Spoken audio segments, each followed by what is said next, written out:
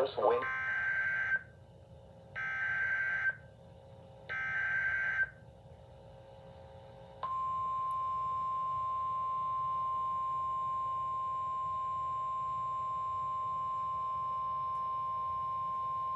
The National Weather Service in League City has issued a severe thunderstorm warning for northern Chambers County in southeastern Texas, southeastern Liberty County in southeastern Texas, until 6:45 p.m. Central Daylight Time.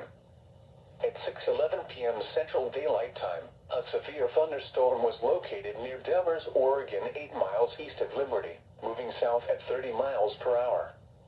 Hazard, 60 miles per hour wind gusts. Source, radar indicated. Impact, expects damage to roofs, siding, and trees.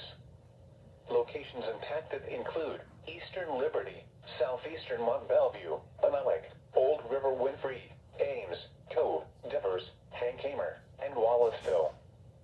For your protection, move to an interior room on the lowest floor of a building.